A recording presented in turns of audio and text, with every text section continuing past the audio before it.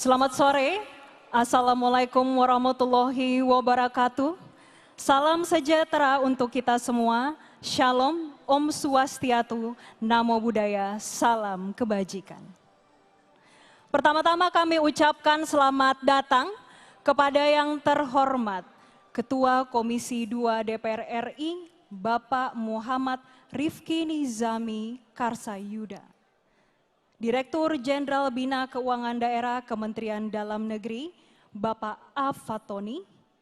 Sekretaris Ditjen Bina Keuangan Daerah Kementerian Dalam Negeri, Bapak Horas Maurits Panjaitan. Direktur Eksekutif Indef, Ibu Esther Sri Astuti. Presiden Director Metro TV, Bapak Arief Suditomo. Para pejabat pimpinan tinggi Pratama Kementerian atau lembaga, para gubernur, bupati, wali kota, dan yang mewakili, dan seluruh jajaran Forkopimda Provinsi Regional Jawa dan Bali, serta seluruh tamu undangan yang berbahagia.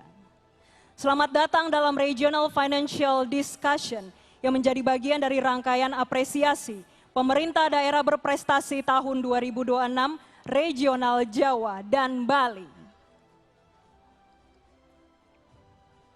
Bapak, Ibu, dan seluruh pemangku kebijakan yang kami hormati, di tengah dinamika fiskal dan ketidakpastian global, pemerintah daerah dituntut adaptif dalam mengelola pembangunan dan pembiayaan daerah. Karena itu, creative financing menjadi salah satu strategi penting untuk mendorong pembangunan yang berkelanjutan. Selama 1 jam ke depan, kita akan membahas bagaimana tantangan, peluang, dan inovasi dalam pengelolaan keuangan daerah bersama para narasumber yang telah hadir bersama kami pada sore hari ini.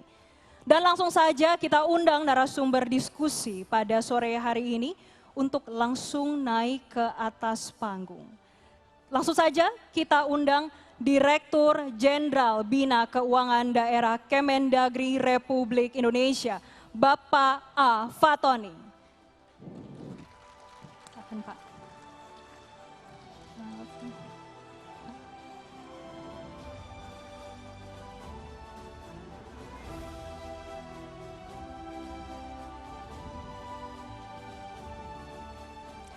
Silakan Pak untuk langsung duduk.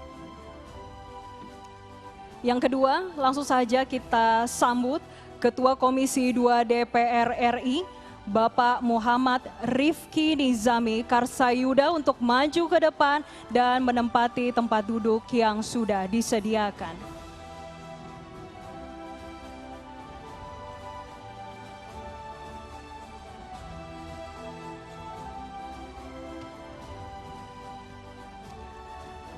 Kami juga undang Direktur Eksekutif Indef, Ibu Esther Sri Astuti untuk bergabung bersama kami di panggung dan melanjutkan dengan diskusi.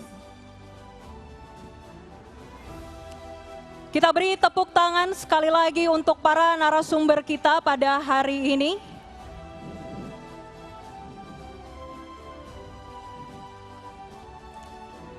Baik, selamat sore Bapak Ibu sekalian. Baik, Bapak Ibu, dalam diskusi kali ini kami akan membahas 4 poin pembahasan utama. Yang pertama terkait dengan kondisi real yang dihadapi pemerintah daerah dalam pengelolaan keuangan daerah. Yang kedua, tantangan yang dihadapi pemerintah daerah dalam mendorong penerimaan asli daerah dan juga optimalisasi belanja daerah. Selain itu, kami juga akan menggali berbagai potensi penerimaan daerah yang bisa dilakukan melalui creative financing, dan tentunya akan ada penjabaran berbagai potensi dari creative financing yang bisa diterapkan oleh pemerintah daerah, dan juga kita akan menjabarkan seperti apa dan pemetaan terkait dengan resikonya. Dan langsung saja kita mulai diskusi sore ini. Kita tanyakan kepada regulator pada sore ini, Pak Fatoni. Pak, secara makro sebetulnya bagaimana fiskal dari pemerintah daerah kita saat ini?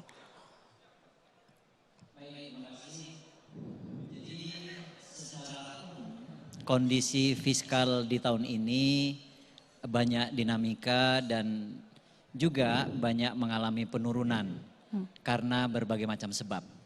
Ada kondisi global, juga ada kondisi lokal, dan juga ada kondisi di daerah masing-masing.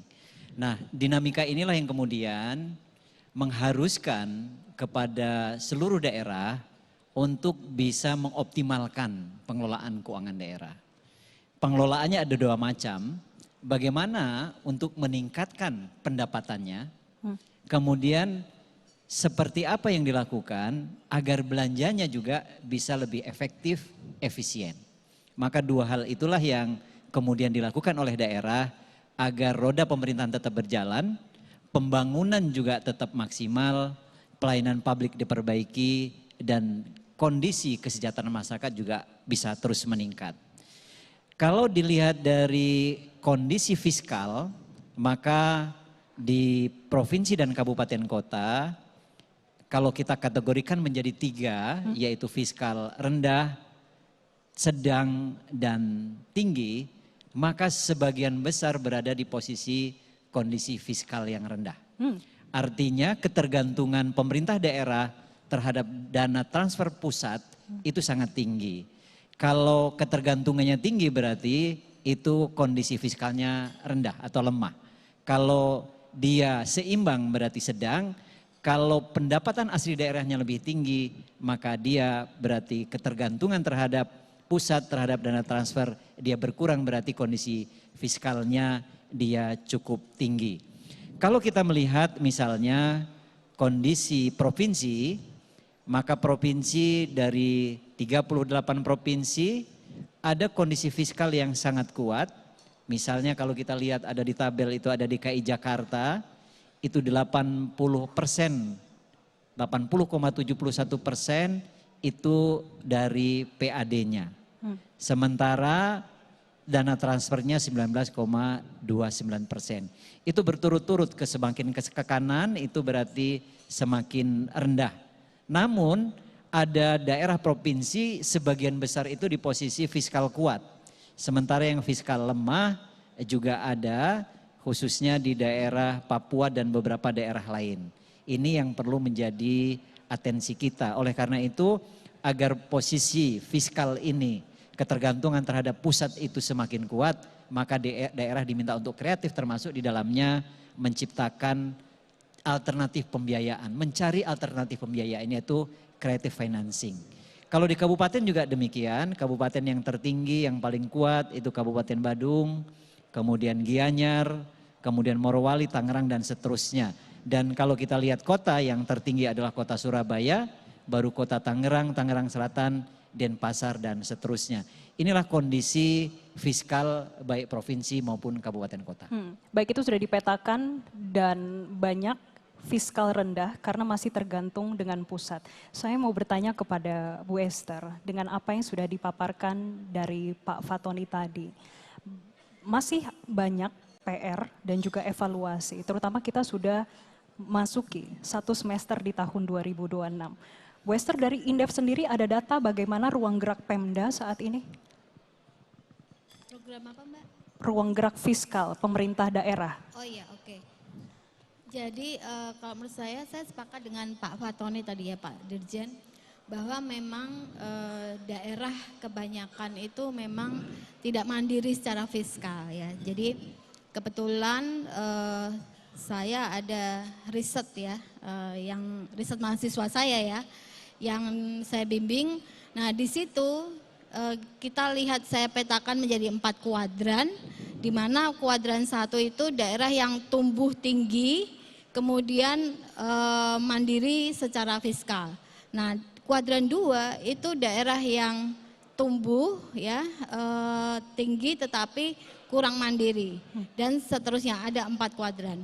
Nah, ternyata di kuadran 1 itu ternyata tidak ada satupun daerah yang mandiri secara fiskal gitu.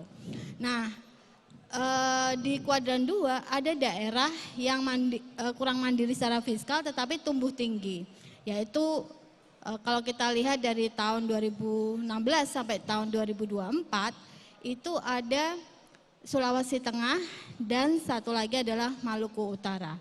Kenapa bisa tinggi? Karena ada sektor pertambangan yang industri pertambangan yang lagi dihilirisasi. Nah, oleh karena itu kalau menurut saya ke depan ya memang kita tidak harus ya rely on pada pemerintah pusat terus, harus ada creative financing yang seperti yang tadi disampaikan oleh Pak Fatoni. Baik, masih banyak daerah yang masih tergantung dengan pusat. Kemandirian fiskal itu yang masih terus perlu digali. Kemudian Pak Rifki, dari Komisi 2, kita sudah memasuki bulan Juni yang artinya sudah 1 semester. Dari semester ini pengawasan dari Komisi 2 seperti apa Pak? Terkait dengan evaluasi belanja dan juga dari sisi bagaimana ketergantungan terhadap pusat.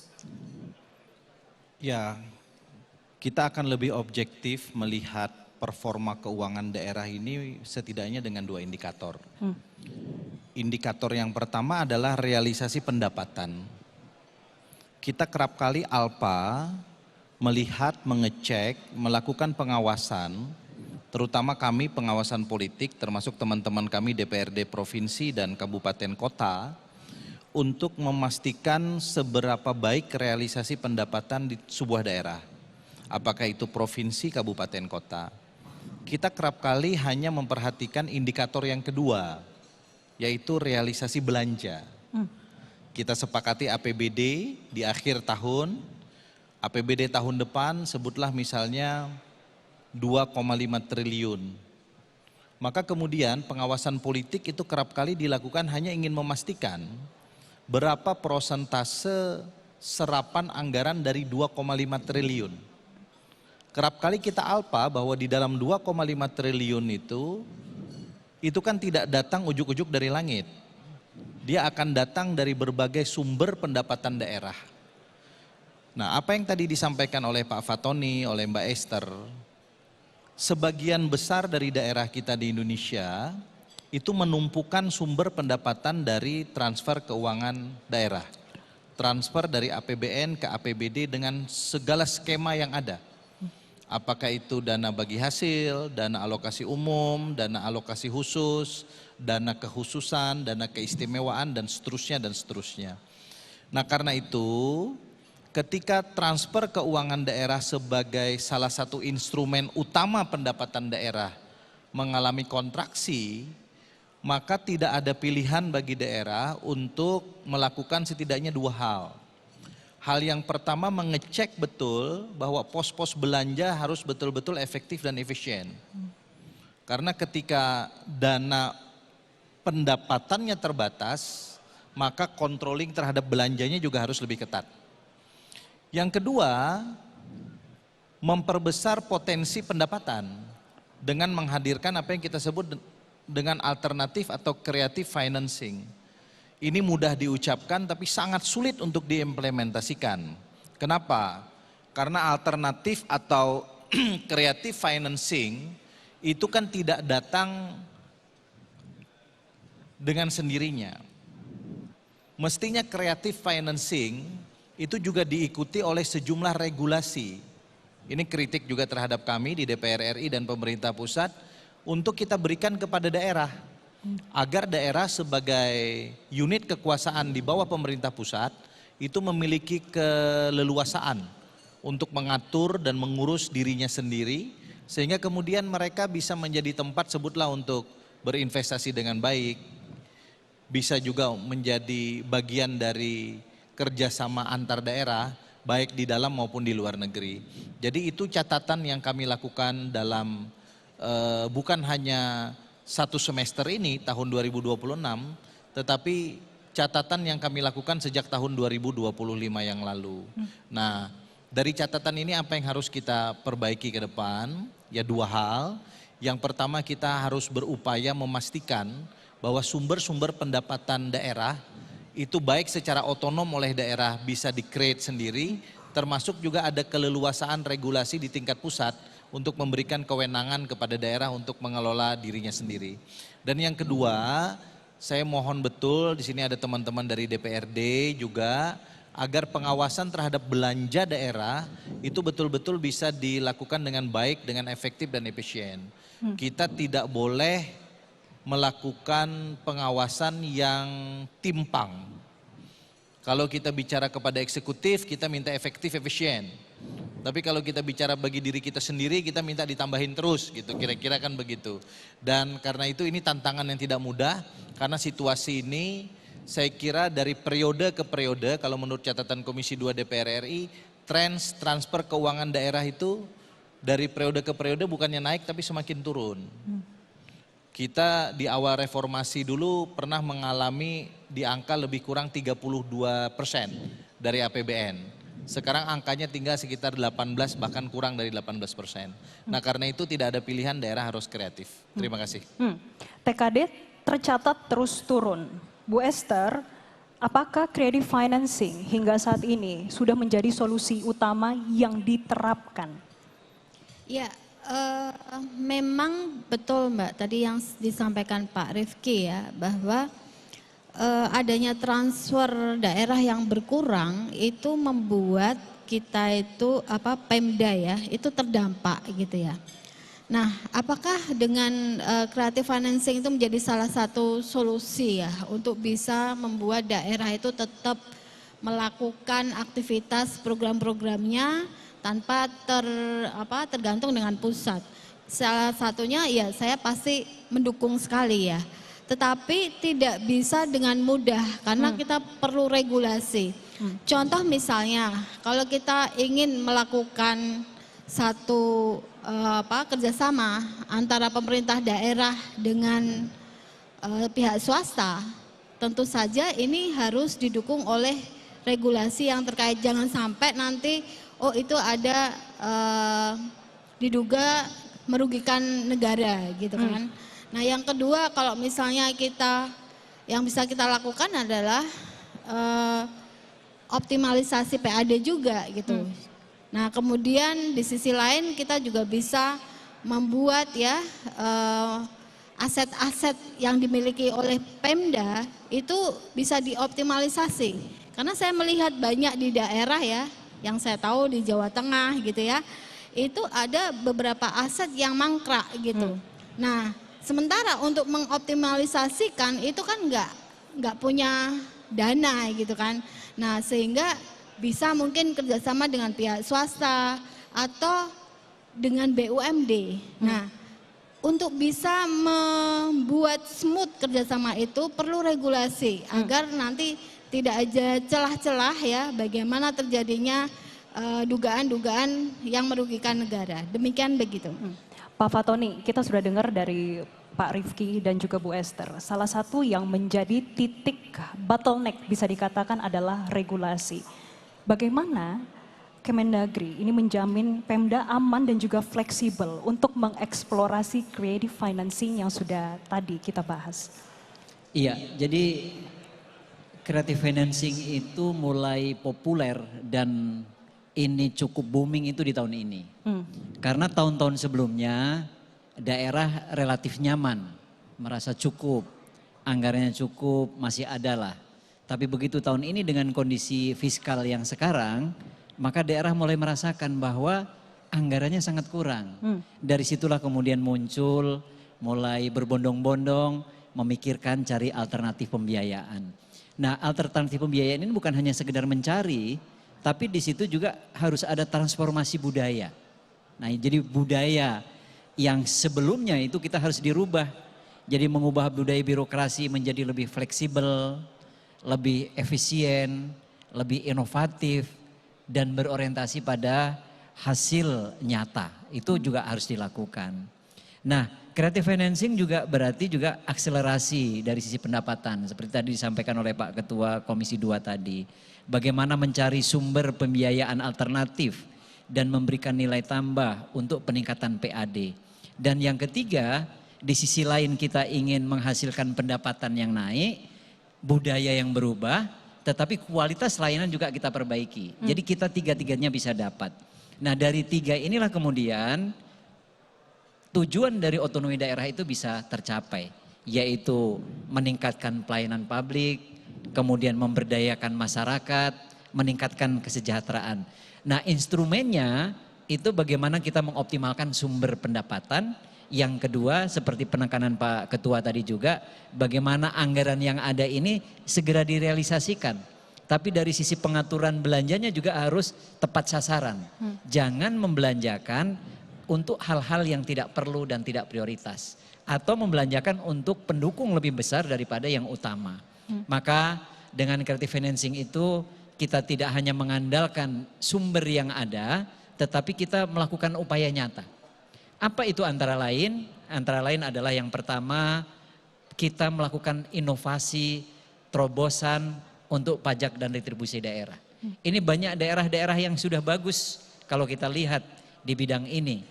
Misalnya ada beberapa daerah yang melakukan inovasi bagaimana penyelesaian tunggakan pajak daerah di kota Pekanbaru misalnya seperti itu. Itu juga sudah dilakukan. Bagaimana juga mengoptimalkan peningkatan PAD yang cukup signifikan dengan melakukan inovasi tadi di pajak retribusi. Itu pertama antara lain. Yang kedua juga mengoptimalkan pengelolaan BUMD.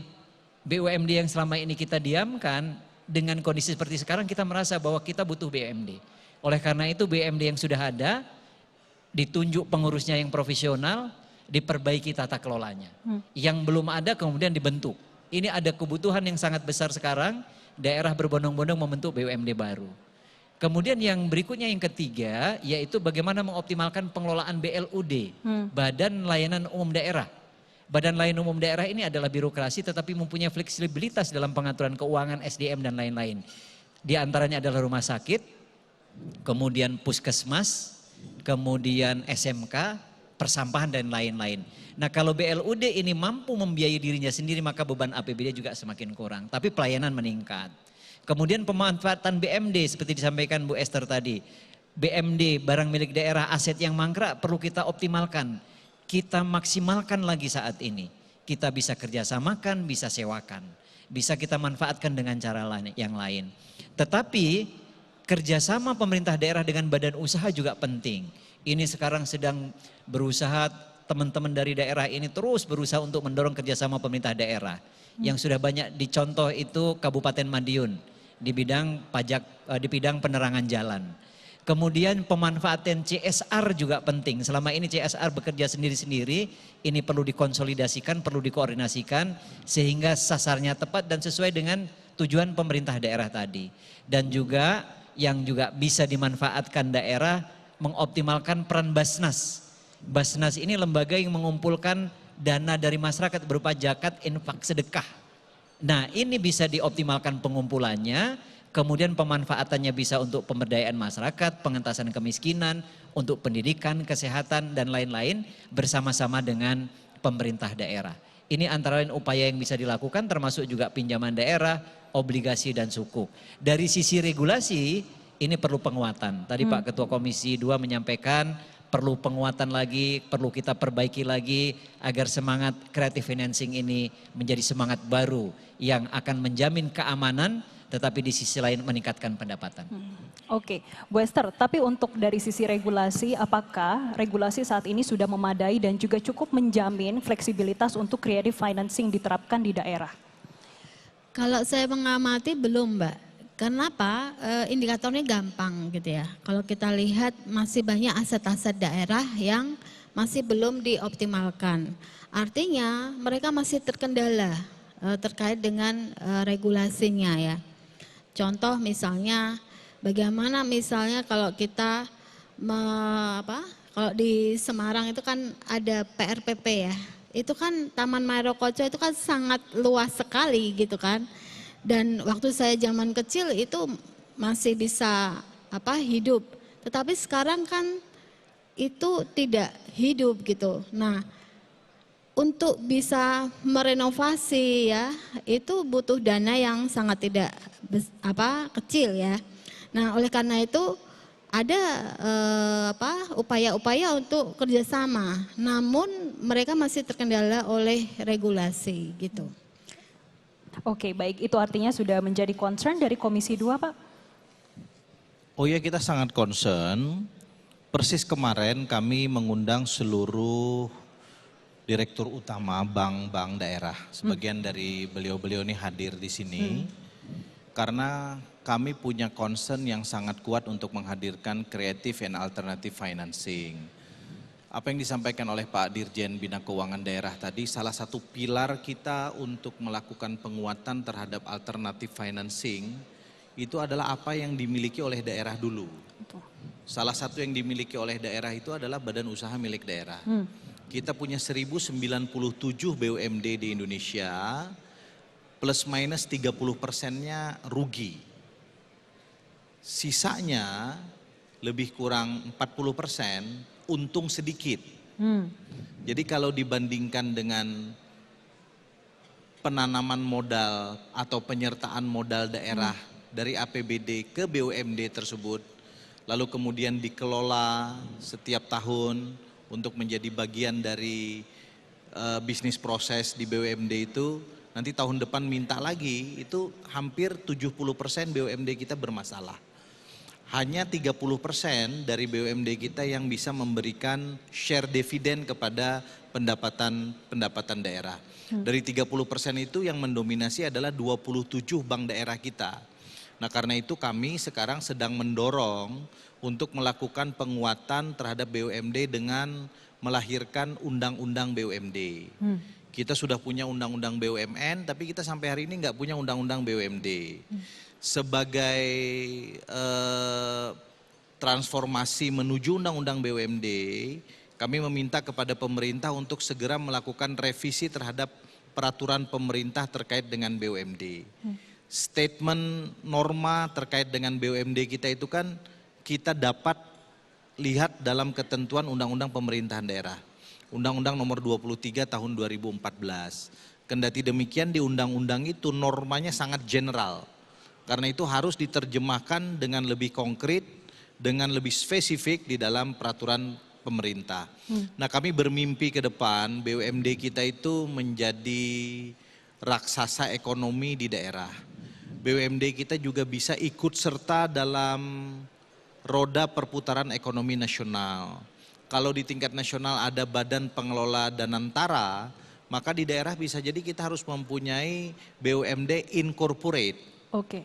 Bank-bank daerah kita bisa kita consolidate dalam pengertian bukan kelembagaannya, tapi kemudian kekuatan keuangannya untuk membiayai misalnya sejumlah sektor strategis yang ada di daerah di seluruh Indonesia.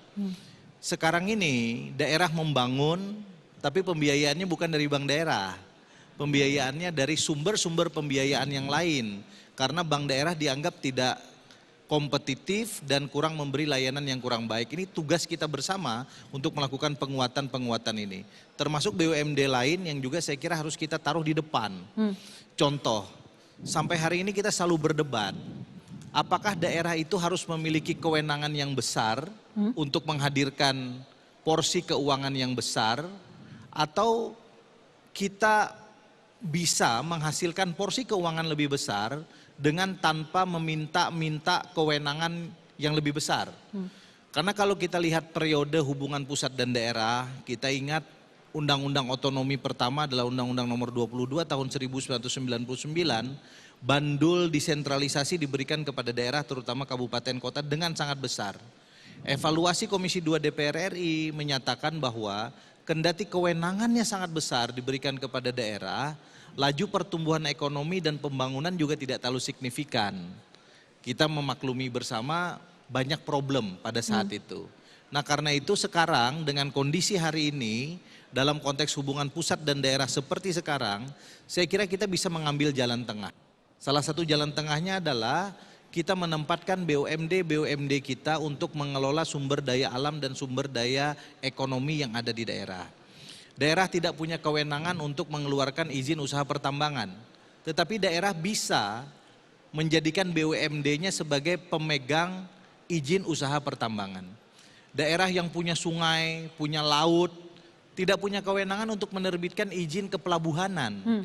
Tetapi daerah bisa menggunakan BUMD-nya untuk mengerjakan berbagai macam bisnis dan pelayanan kepelabuhanan.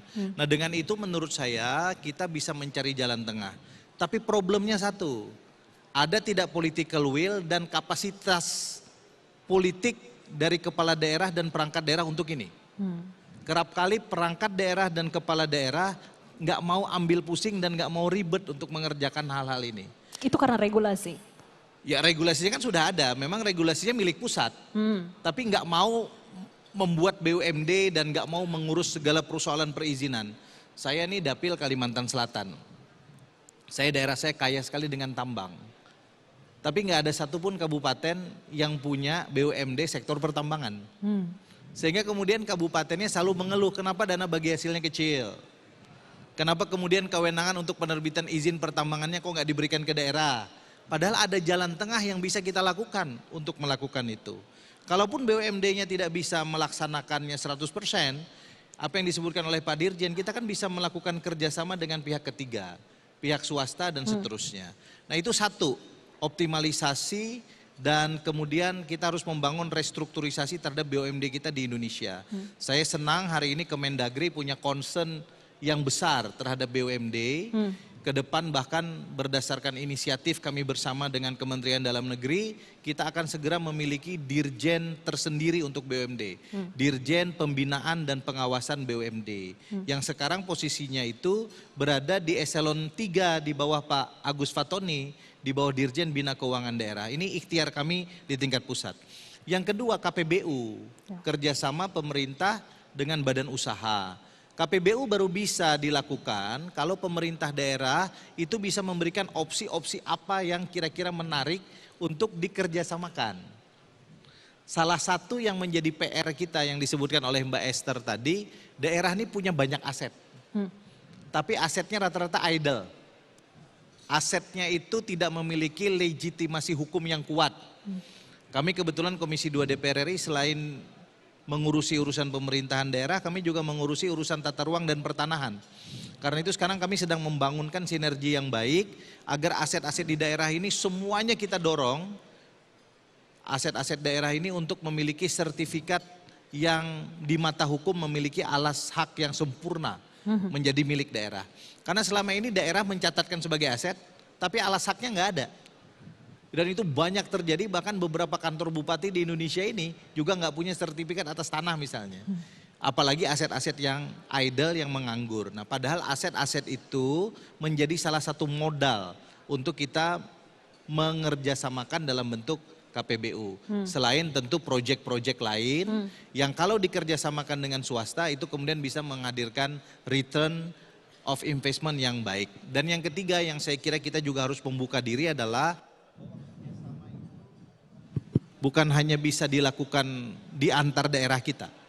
Kita juga sekarang sudah harus mulai berpikir membangun kerjasama antar kawasan, antar negara. Beberapa negara kan sudah tidak memiliki ruang yang cukup untuk melakukan beberapa proyek-proyek bisnisnya. Ya karena misalnya wilayahnya sangat kecil, tapi entitas bisnisnya banyak. Misalnya Singapura, China juga sekarang sedang expand kemana-mana. Saya kira kita juga perlu membantu daerah untuk bicara kerjasama antar daerah. Apakah membangun sister city, sister regency, sister province yang ke depan bisa saling menguntungkan. Kita punya sumber daya alam, sumber daya ekonomi, mereka punya teknologi dan pasar. Kalau kita kawinkan ini sesuai dengan arahan Presiden Prabowo, kita bisa membangun industrialisasi dan hilirisasi terhadap apa yang kita punya. Dengan terlebih dahulu bekerja sama, ada transformasi teknologi, ada transformasi bisnis, dan kalau bisa yang bekerja sama ini adalah BUMD kita dengan perusahaan-perusahaan yang tadi kita sebutkan. Apakah BUMD atau BUMN dari luar atau perusahaan swasta dari luar. Sehingga daerah bisa mengontrol, bukan hanya memberikan keleluasan investasi, tapi ikut dalam pengelolaan dan manajemen. Saya kira itu. Pak Fatoni, apakah ini sudah menjadi concern juga dari pemerintah pusat, Pak? Ya betul, jadi creative financing ini sudah menjadi concern, apalagi belakangan ini. Seperti tadi disampaikan Pak Ketua Komisi 2, kita mendorong BUMD lebih optimal, itu sudah terus dilakukan. Maka Komisi 2 bersama dengan Kemendagri menyiapkan undang-undang BUMD untuk memperkuat aturan tentang BUMD. Sementara untuk pengaturan tentang BLUD juga sudah ada dan terus ini kita terapkan. Bagaimana agar BLUD ini bisa maksimal kinerjanya. Begitu juga untuk aturan terkait dengan KPBU kerjasama pemerintah daerah dengan badan usaha juga sudah ada, dan ini terus akan kita perbaiki. Bagaimana agar lebih simpel, lebih singkat, gitu ya, lebih menarik lagi. Kemudian yang lain dari sisi pemanfaatan BMD, barang milik daerah, ini regulasinya juga sudah kuat. Tetapi kemarin belum banyak aset yang dimanfaatkan. Dengan kondisi saat ini justru daerah berpikir ternyata ada potensi bagaimana agar aset ini bisa menghasilkan. Bukan hanya tidur, bukan hanya diam, tetapi bisa dimanfaatkan. Nah, kesadaran yang tahun ini mulai timbul, inilah kesempatan bagi kita untuk terus bergerak sambil kita melengkapi regulasi yang ada. Kemarin Pak Ketua Komisi mengundang BUMD, di situ juga membahas bagaimana regulasi di bidang BUMD ini diperbaiki. Antara sebelum undang-undang adalah regulasi terkait dengan perbaikan PP tentang BUMD. Ini yang sedang terus kita perkuat. Kekurangan-kekurangan yang ada baik dari sisi regulasi maupun dalam implementasi, ini terus kita perbaiki. Sehingga semangat kebersamaan kita ini akan lebih menguatkan lagi daerah, lebih memberikan semangat dan motivasi daerah untuk bisa menghasilkan sumber-sumber pembiayaan yang cukup. Baik, Bu Esther, ini menarik terkait dengan restrukturisasi BUMD dan juga tadi sempat disebutkan sama Pak Rifki terkait ada rencana neraca dagang untuk setiap daerah, bisa dikatakan sebagai neraca dagang begitu Pak. Sebetulnya kalau memang ini benar-benar diterapkan, apakah Indef sudah ada gambaran ataupun hitungan seberapa besar nantinya ketergantungan daerah terhadap fiskal pusat ataupun terhadap TKD? Iya, kalau ide neraca perdagangan saya rasa sangat bagus ya. Karena kita bisa melihat ya flow ya antara aliran barang ya atau jasa dari daerah yang satu dengan daerah yang lain. Nah, namun apakah itu nanti akan menjadi jaminan gitu ya untuk bisa daerah itu mandiri gitu. Nah, itu perlu proses yang panjang kalau menurut saya, Mbak. Karena sebenarnya problemnya is not about only the money gitu ya, the budget gitu. Tetapi juga bagaimana daerah itu bisa mengalokasikan budget atau anggarannya itu dengan benar. Kalau saya identifikasi sebagian besar anggaran baik itu di APBN maupun di APBD itu lebih banyak dibelanjakan untuk belanja rutin. Nah, bukan harusnya kan kalau menurut teori ekonomi kan belanja modal harus lebih besar daripada belanja rutin, gitu kan. Nah, artinya apa? Sebesar apapun anggaran yang akan diperoleh baik melalui creative financing, melalui pinjaman daerah, obligasi daerah maupun pengelolaan aset bersama dan seterusnya. Tetapi kalau alokasi anggarannya itu tidak produktif, tidak tepat sasaran. Nah, ini yang harus kita perbaikin sama-sama gitu, Mbak.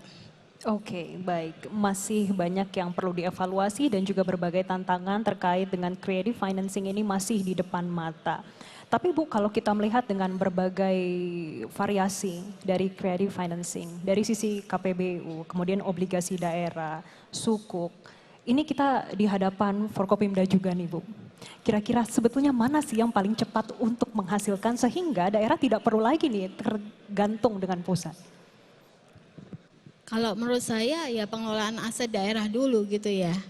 Nah, baru kemudian mungkin ya optimalisasi dari PAD. Karena itu yang bisa dilakukan dalam waktu jangka pendek gitu. Nah, ke depan gitu jangka panjangnya misalnya bisa kita berpikir tentang obligasi suku daerah gitu dan pinjaman daerah gitu.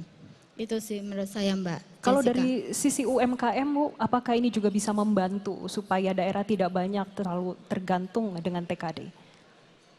Agak sulit ya Mbak. Oke. Karena kalau dilihat dari kontribusi UMKM itu lebih ke employment lebih ke creative employment ya.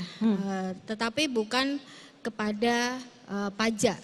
Pajak ini masih kontribusinya paling besar dari usaha besar gitu dan menengah. Ya. Oke, masih agak sulit untuk UMKM. Tapi tadi ada beberapa hal terkait dengan creative financing baik dari sisi KPBU, obligasi, dan juga sukuk. Kita kembali ke Pak Fatoni. Tadi sudah mendengar bagaimana terkait dengan skema-skema yang potensial untuk creative financing. Salah satu yang menjadi concern adalah wilayah 3T nih Pak. Hingga semester 1 ini setidaknya sampai bulan Mei. Bagaimana evaluasinya Pak? Evaluasi creative financing. Untuk di wilayah 3T. Iya, jadi ini yang perlu juga didorong bersama-sama. Maka kondisi dan potensi daerah juga ikut menentukan. Semakin besar potensinya, tentu ruangnya semakin luas, semakin besar juga. Tetapi di sisi lain, selain potensi daerah, juga leadership juga penting. Maka kalau ada leadership yang kuat, yang inovatif, yang kreatif, tentu dengan kondisi sulit bisa mencari solusi. Apalagi dengan kondisi yang potensial, tentu banyak yang bisa dilakukan. Sebenarnya kesempatan seperti sekarang ini bertemu dengan banyak daerah, berbagai daerah, ini kesempatan untuk belajar daerah satu dengan daerah lain. Bisa bagaimana kita bisa meniru best practice yang ada, praktek-praktek yang ada. Kemarin ada salah satu kepala daerah bilang sama saya, Pak, tolong tunjukkan saya Pak, di mana daerah yang bagus untuk pengelolaan pajak retribusinya. Saya akan niru di situ.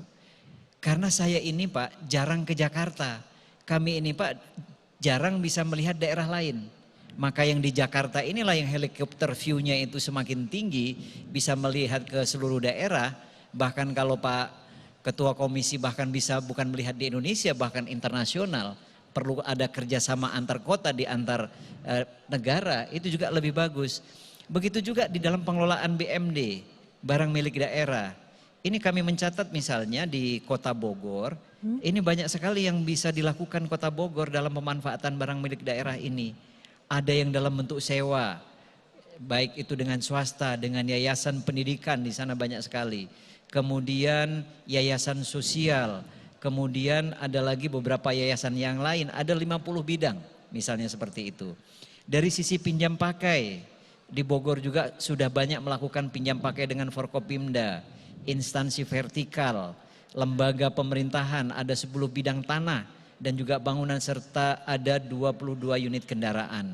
Termasuk BGS-nya dengan ada salah satu swasta yang ada di sana cukup banyak upayanya di sana. Kemudian ada dengan kebun raya, dengan juga ada pasar. Nah, ini contoh-contoh. Jadi daerah lain bisa mencontoh bagaimana pengelolaan BMD yang bagus. Begitu juga pengelolaan barang milik daerah aset ini di Kota Medan itu juga cukup bagus. Kami ada beberapa contoh-contoh lain di dalam creative financing itu yang nanti bisa ditiru.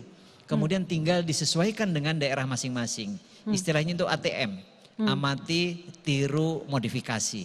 Maka daerah 3T yang mau tidak mau juga harus sama dengan daerah lain, bekerja keras untuk menciptakan peluang-peluang bagaimana agar pembiayaan ini bisa lebih maksimal lagi. Menarik sekali terkait dengan diskusi kita pada sore hari ini. Tentunya kita akan membuka sesi tanya jawab juga bagi para peserta yang sudah hadir pada hari ini pada Regional Financial Discussion terkait dengan apresiasi pemerintah daerah berprestasi tahun 2026 Regional Jawa dan juga Bali. Kami persilakan Bapak Ibu yang memiliki pertanyaan kepada Pak Fatoni, kepada Pak Rifki, ataupun kepada Bu Esther. Kami buka sesi tanya jawab pada sore hari ini. Kami persilakan.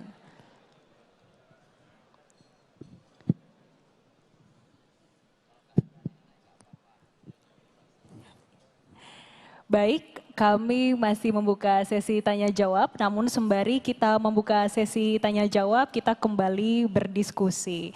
Pak Rifki tadi sudah disebutkan sama Pak Fatoni ini terkait dengan wilayah 3T, terkait dengan bagaimana evaluasinya dan salah satunya yang menarik adalah tadi amati, kemudian tiru. Sebetulnya sudahkah itu dilakukan oleh daerah-daerah, terutama yang kita bicarakan 3T nih Pak? Masalah klasik di daerah 3T. Ya.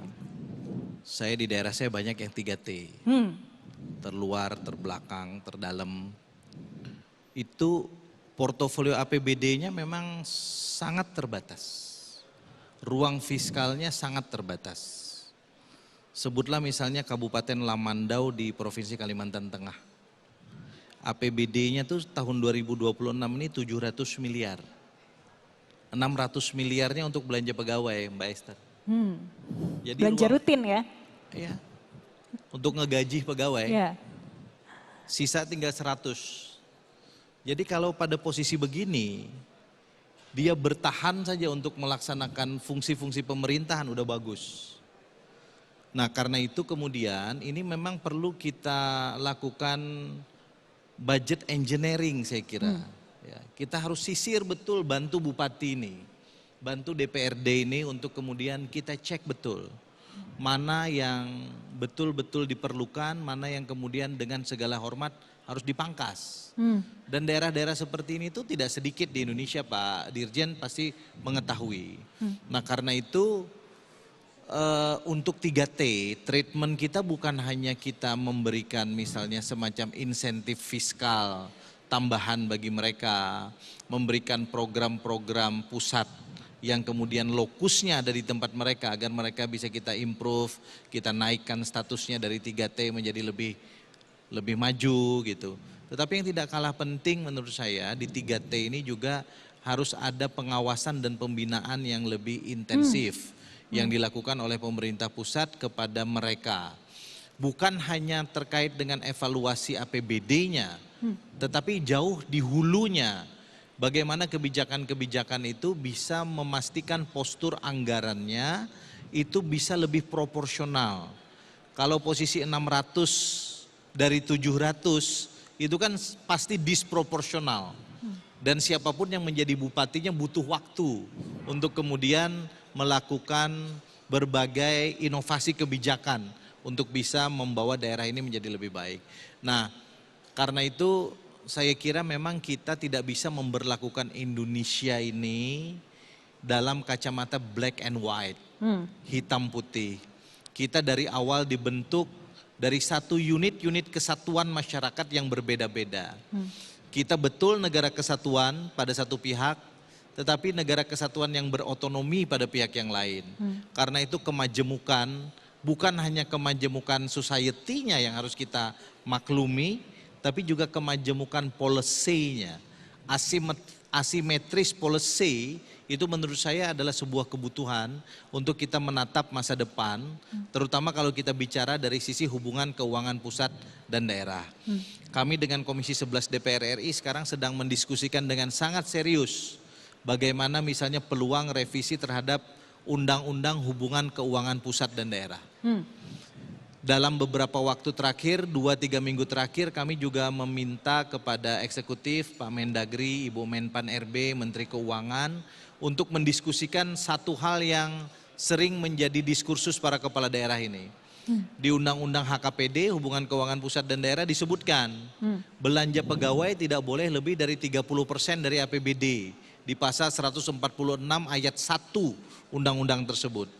Dan di pasal yang sama juga disebutkan ketentuan ini berlaku 5 tahun setelah undang-undang ini diterbitkan. Undang-undangnya tahun 2022, berarti per 2027 seluruh APBD kita mestinya maksimal 30% untuk belanja pegawai. Tetapi kan nyatanya tadi yang seperti saya ceritakan, banyak daerah yang sangat sulit untuk menyesuaikan itu. Karena apa? Memberhentikan pegawai negeri sipil itu nggak mudah. Kalau statusnya P3K mungkin kita masih bisa exercisement. Nah, kenapa ini bisa seperti itu? Karena PR dan sejarah rekrutmen di masa yang lalu. Nah, karena itu 3 menteri sudah rembukan, mereka sudah dapat formula, tahun 2027 kita melakukan relaksasi kebijakan. 30% ini tidak jadi diberlakukan per 1 Januari 2027 besok. Nanti kami akan mengundang seluruh gubernur, bupati, wali kota via Zoom, sebagian kami hadirkan ke Komisi 2 untuk memastikan reformulasi dan relaksasi terhadap kebijakan ini. Bagi kami di tingkat pusat, kami tidak boleh melihat undang-undang itu hitam putih, black and white. kenyataan yang ada di daerah harus kami serap, harus kami lihat secara objektif, dan jika memang harus kita koreksi, kita harus koreksi. Karena kita ini merupakan satu kesatuan yang tidak terpisahkan. Saya kira itu komen saya. Bu Esther, menarik, policy yang majemuk. Kita ketahui bersama Indonesia ini setiap daerah memiliki karakteristik yang berbeda-beda, terutama untuk tadi 3T. Bahkan salah satu contohnya belanja rutinnya bisa sampai 600 M, sisanya 100 M. Ini perlukah policy yang majemuk itu? Saya rasa harus ya. Harus. Harus, bukan perlu lagi, harus gitu. Kenapa gitu ya? Karena kalau kita lihat ya, kan sebenarnya kalau kita bicara kemandirian fiskal ini bukan baru setahun 2 tahun gitu kan. Tetapi kemandirian fiskal ini sudah masalah yang sebenarnya sudah bertahun-tahun, berpuluh-puluh tahun gitu. Nah, artinya di sini mungkin yang perlu dilakukan adalah penguatan regulasi dulu ya. Nah, yang kedua saya sepakat dengan Pak Rifki ya bahwa harus ada ya penyamaan frekuensi ya. Karena kalau kita bicara daerah itu kan sangat bervariasi gitu kan. Artinya tidak hanya sekedar mengeluarkan regulasi, tetapi juga harus kalau bisa ada panduannya, kalau bisa ada capacity buildingnya. Artinya daerah itu benar-benar dituntun, oh ini harus begini loh gitu. Nah baru kemudian di-assess gitu, apakah sudah sesuai on the right track atau belum gitu. Nah baru dibagi, kalau ibaratnya bagi rapot dulu gitu, mana daerah yang sukses, mana daerah yang belum sukses. Kemudian tadi Pak Fatoni katakan, Pak Dirjen katakan, amati daerah yang sukses dan tiru resepnya, begitu kan Mbak Jessica? Pak Fatoni, terkait dengan apa yang sudah disampaikan Bu Esther, tadi ada 2 hal terkait dengan regulasi dan juga harmonisasi supaya semuanya sama. Tapi di satu sisi juga melihat nih bagaimana kondisi dari setiap daerah itu masing-masing. Kalau pengawasannya hingga saat ini dan juga evaluasinya untuk daerah 3T Pak, apakah investor sudah mulai melirik Pak? Iya, saya tidak ingin fokus membahas 3T. Kita fokus saja apa yang harus dilakukan oleh kepala daerah. Baik itu 3T, 2T, 1T atau ber-TT. Nah, gitu ya. Jadi ini penting. Keberanian untuk mengambil langkah inovatif ini penting. Banyak daerah yang masih merasa ragu, takut nanti bermasalah hukum. Kenapa takut dan ragu? Karena tidak paham. Kenapa tidak paham? Karena tidak belajar. Maka forum seperti inilah yang menjadi penting. Baik 3T maupun di luar 3T, kepala daerah harus punya keberanian untuk melakukan inovasi. Secara regulasi sudah cukup. Itu pertama. Yang kedua, sudah ada daerah lain yang melakukan. Kenapa kita mesti ragu-ragu lagi? Apa yang membuat kita ragu? Maka ada doktrin di suatu sekolah menyatakan ragu-ragu kembali. Jadi kalau ragu-ragu ya tidak dapat apa-apa. Nah maka forum begini kita bisa gunakan untuk bertukar pengalaman, bertukar informasi. Kami dari Kemendagri siap untuk melakukan dukungan, fasilitasi, pendampingan. Misalnya dari sisi kerjasama pemerintah daerah dengan badan usaha. Ada yang lembaga yang dibuat khusus oleh pemerintah, yaitu misalnya PT PII, Penjamin Infrastruktur Indonesia. Itu akan mendampingi, memberikan jaminan. Regulasinya dari kementerian lembaga juga sudah cukup. Daerah yang sudah melakukan juga sudah ada. Tetapi kenapa belum? Karena itu tadi, ketinggalan informasi. Maka Bapak Ibu Kepala Daerah, mari kita terus mempunyai keberanian untuk melakukan terobosan ini, untuk melakukan inovasi, dan secara regulasi diatur juga sudah sangat kuat terkait dengan pengelolaan keuangan.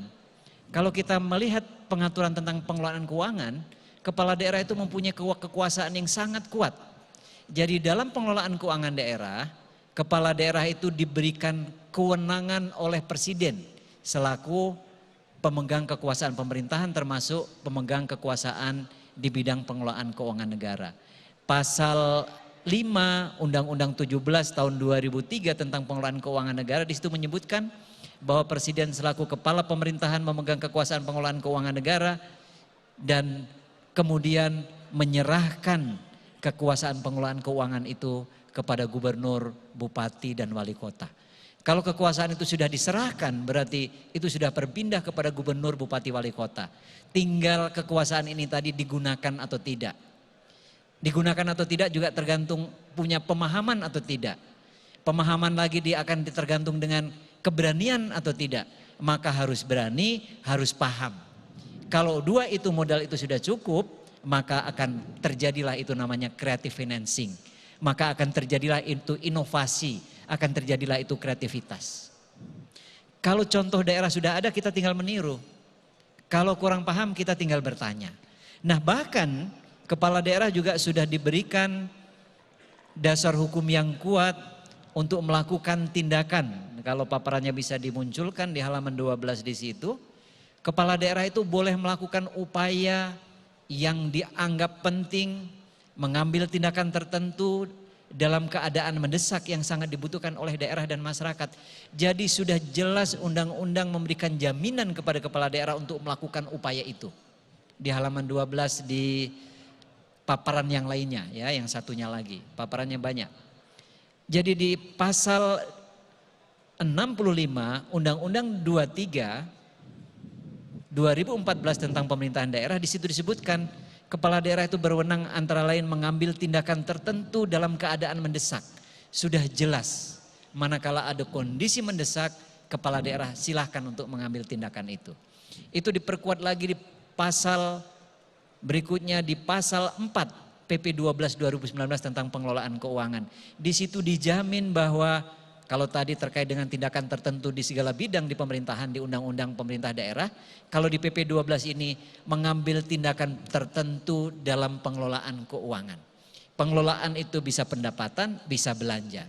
Bisa mencari sumber-sumber pendapatan, bisa menggunakan anggaran. Bahkan juga kepala daerah juga boleh melakukan pergeseran kalau dari sisi pemanfaatan belanjanya. Termasuk apabila itu belum dianggarkan di tahun anggaran berjalan. Di Undang-Undang 17 di pasal 28 di situ disebutkan dalam keadaan darurat pemerintah daerah dapat melakukan pengeluaran yang belum tersedia anggarannya. Ini dari sisi penganggaran. Jadi boleh kalau belum ada anggaran, asal memenuhi kriteria darurat dan mendesak, kepala daerah boleh melakukan pergeseran. Bukan hanya untuk kondisi darurat saja. Masih banyak yang sering nanya, Pak, apa kami perlu mengeluarkan peraturan kepala daerah kondisi mendesak? Kondisi darurat tidak perlu. Kondisi mendesak darurat itu sudah diatur di dalam undang-undang, diatur dalam PP. Kalau kita lihat lagi bagaimana pengaturan kondisi darurat mendesak itu di halaman 15, di PP 12 di pasal 69 sudah diatur. Inilah kondisi mendesak itu, kemudian bagaimana kondisi darurat itu. Termasuk apa darurat mendesak itu? Apabila ada kerusakan sarana prasarana pelayanan publik, belum ada anggarannya boleh digeser. Ada sesuatu apabila tidak ditangani dapat menimbulkan kerugian yang lebih besar, boleh digeser. Ada sesuatu yang harus dilakukan di luar dugaan, yang tidak dapat diprediksi sebelumnya, bisa dilakukan pergeseran. Nah, saya mengambil contoh dari sisi belanja, ini juga bisa dilakukan dari sisi pendapatan. Jadi ruang regulasinya sudah cukup, contohnya sudah ada yang melakukan. Ada kepala daerah bilang sama saya, Pak, saya mau melakukan kerjasama pemerintah daerah dengan badan usaha. Tapi jangan yang coba-coba Pak, ada nggak contohnya? Ada. Mana contohnya? Madiun. Ada nggak Pak untuk pengelolaan barang milik daerah yang bagus? Ada. Mana contohnya? Ini. Ada nggak Pak BUMD yang bagus? Ada. Mana? Ini. Nah gitu. Ini penting. Jadi kita Bapak Ibu mari terus kita berkolaborasi, kita terus berdiskusi, kita saling bertukar pengalaman, saling memperkuat. Kalau daerah lain bisa, kita harus bisa. Bahkan kalau mau kita hebat, daerah lain nggak bisa, kita bisa. Nah itu baru hebat. Baik, terima kasih Pak Fatoni. Artinya saat ini yang menjadi kunci adalah keberanian dari setiap daerah. Tadi sudah ditegaskan oleh Pak Fatoni karena regulasi ini sudah dibuat dan juga sudah ada, semuanya sudah disiapkan sedemikian rupa. Dan tak terasa Bapak Ibu hadirin sekalian, kita sudah di ujung diskusi pada sore hari ini. Tentunya kita belajar kalau kemandirian fiskal bukan hanya soal angka, tetapi juga soal bagaimana keberanian daerah untuk berinovasi untuk kesejahteraan masyarakat. Kembali kami ucapkan terima kasih yang sebesar-besarnya kepada Bapak A. Fatoni, Bapak Rifki Nizami Karsayuda, dan juga Ibu Esther Sri Astuti atas insight-nya pada sore hari ini. Baik, kami persilakan juga Bapak. Kami persilakan sebelum benar-benar menutup dan sebelum kita foto bersama untuk mengakhiri, kami persilakan Ibu Esther untuk memberikan pesan closing statement-nya. Terima kasih Mbak Jessica, Pak Fatoni, dan Pak Rifki.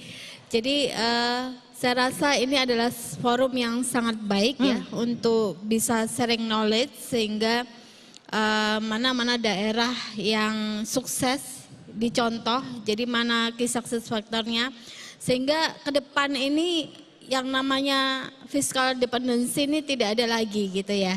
Artinya satu daerah itu tidak hanya tergantung pada APBN pusat, tetapi juga bisa mengelola sumber dayanya sendiri, kemudian untuk kesejahteraan dan kemakmuran di daerah tersebut. Demikian dari saya Mbak Jessica. Oke, baik. Terima kasih Ibu Esther Sri Astuti, Bapak A. Fatoni, dan juga Bapak Rifki Nizami Karsayuda atas wawasan, pemikiran, dan juga semua yang sudah dibagikan bagi kita pada sore hari ini. Dan, oke, silakan Bapak. Saya ingin menyampaikan bahwa penghargaan nanti malam itu adalah salah satu contoh kalau mau mencontoh daerah yang sukses dan berhasil. Nanti malam akan ditunjukkan. Oh, daerah ini mendapatkan penghargaan bidang inflasi. Contohlah dia bagaimana menangani inflasi. Oh, daerah ini berhasil creative financing. Tanyalah dia apa yang dilakukan creative financing. Maka Bapak Ibu Kepala Daerah kita tentu ingat pesan Bapak Presiden saat rakor pusat daerah dan pusat di Sentul. Beliau menyatakan, kalau kita ingin menghasilkan sesuatu yang berbeda harus dengan cara yang berbeda. Beliau kemudian mengutip Einstein mengatakan, gila apabila kita mengharapkan hasil yang berbeda tapi masih tetap melakukan dengan cara yang sama. Kita berikan tepuk tangan kepada narasumber kita pada sore hari ini. Terima kasih Bapak A. Fatoni, Bapak Rifki Nizami Karsayuda, Ibu Esther Sri Astuti atas wawasan dan pemikiran yang telah dibagikan pada diskusi pada sore hari ini. Tentunya Bapak Ibu hadirin sekalian, semoga diskusi sore ini bisa menjadi inspirasi bagi pemerintah daerah untuk terus menghadirkan inovasi pembiayaan dan mandiri serta berkelanjutan. Dan untuk mengakhiri sesi diskusi hari ini, kami persilakan para narasumber untuk berdiri. Kita akan foto bersama terlebih dahulu, Pak. Kita di sini dulu berdirinya. Bagi teman-teman fotografer kami persilakan. Ini sini, udah pas. Oke, 3, 2, 1. Sekali lagi, 3, 2, 1. Sudah cukup? Baik, Bapak Ibu kami persilakan, kita masih ada foto bersama sekali lagi Pak, tapi di depan sini. Nah Bapak Ibu sekalian, karena kita akan melakukan foto bersama, boleh merapat ke tengah. Kita akan sama-sama dari sebelah sini, nanti fotografernya saya yang akan menghitung.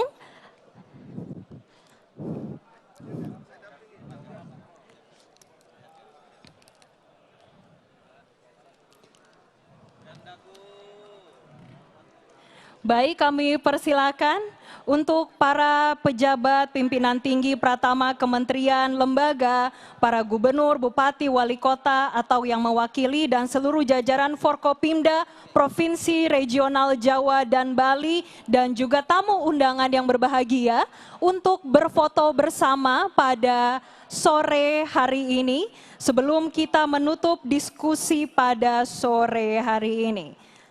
Baik, kita akan mulai foto bersamanya. Sudah siap ya Bapak Ibu?